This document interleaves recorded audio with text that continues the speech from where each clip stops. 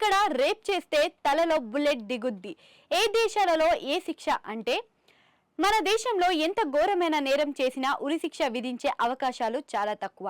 అతి కొన్ని సందర్భాలలో మాత్రమే ఉరిశిక్షను అమలు చేస్తారు. దీన్ని ఆసరాగా చేసుకుని చాలా మంది ఏమాత్రం భయం లేకుండా మహిళలపై వికృత చేష్టలకు దిగుతారనే ఆరోపణ ఉంది. ఇంకా ఈ నేపథ్యంలోనే ఢిల్లీలో 2012 డిసెంబర్లో ఓ యువతిని అత్యంత ఘోరంగా అత్యాచారం చేసి ఆమె మృతికి కారణమయ్యారు కొంతమంది మృగాలు.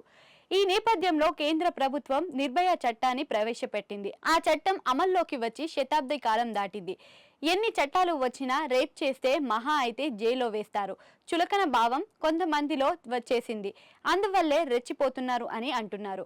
అలా కాకుండా రేప్ చేస్తే అంగం కోస్తారు, తల తీస్తారు, ఉరివేస్తారు అనే భయం ఉంటే తప్ప మృగాలలో మార్పు రాదని పలువురు అభిప్రాయపడుతున్నారు. ఇటీవల కోల్కతాలో జూనియర్ వైద్యురాలిపై అత్యాచారం చేశారు. ఈ ఘటన దేశవ్యాప్తంగా తీవ్ర సంచలనంగా మారింది. ఆమెపై అత్యాచారం చేసి హత్య చేశారనే విషయం తెరపైకి రావడంతో ఒక్కసారిగా దేశం ఉలిక్కిపడింది. ఈ విషయంపై వైద్యులు తీవ్ర నిరసన వ్యక్తం చేశారు. వారికి అంతా తోడు నిలుస్తున్నారు. ఈ సమయంలో నిందితుడికి ఉరిశిక్ష విధించాలి అని అంతా డిమాండ్ చేస్తున్నారు. ఈ సమయంలో అత్యంత కఠినమైన శిక్షలు విధించే దేశాలలో ఇప్పుడు ఏవున్నాయో చూద్దాం.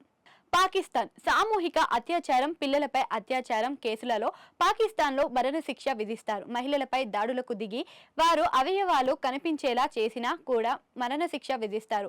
ఆఫ్ఘనిస్తాన్ ఈ దేశంలో అత్యాచారం కేసులో నిందితులకు 4 రోజుల్లోనే శిక్ష అమలు చేస్తారు. కొన్ని సందర్భాలలో బాధితుల ద్వారానే నిందితుల్ని శిక్షకు విధిస్తారు.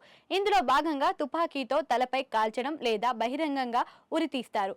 ఉత్తర కొరియా కింగ్ జామ్ పాలనలో ఉన్న ఈ దేశంలో అత్యాచారానికి పాల్పడితే తుపాకీతో కాల్చి చంపుతారు. కొన్నిసార్లు తలపై కూడా కాలుస్తారు. వాస్తవానికి ఇక్కడ శిక్ష అంటే అది దాదాపుగా మరణశిక్ష అనే భావించాలి. సౌదీ అరేబియా అత్యాచారం కేసులో నిందితులకు ఈ దేశంలో మత్తుమంది ఇచ్చి బహిరంగంగా తల తీసేస్తారు. కొన్ని సందర్భాలలో రాళ్లతో కొట్టి చంపుతారు. చాలా అరుదైన సందర్భాలలో బాధితుల అనుమతితో మరణశిక్ష రద్దు చేసే అవకాశం ఉంటుంది. ఇరాన్ ఇక్కడ కూడా అత్యాచార నిందితులకు బహిరంగానే ఉరిశిక్ష లేదా తుపాకీతో కాల్చడం వంటి శిక్షలు విధిస్తారు. కొన్ని సందర్భాలలో బాధితుల అనుమతితో ఒకసారి మరణశిక్ష రద్దు చేస్తారు. అలాంటప్పుడు మాత్రం 100 కొరడా దెబ్బలు కొడతారు. యుఏఈ, ఈజిప్ట్ ఈ 2 చోట్ల అత్యాచార కేసులను నిందితులకు 7 రోజుల్లోనే మరణశిక్ష అమలు చేస్తారు. చైనా ఇక్కడ కూడా అత్యాచార తీవ్రమైన నేరంగా పరిగణిస్తారు. ఈ నేపథ్యంలో విచారణ వీలైనంత వేగంగా పూర్తి చేసి దోషుల్ని శిక్షిస్తారు. తుపాకీతో కాల్చడం లేదా పురుషంగాన్ని తొలగించే శిక్ష అమలు చేస్తూ ఉంటారు.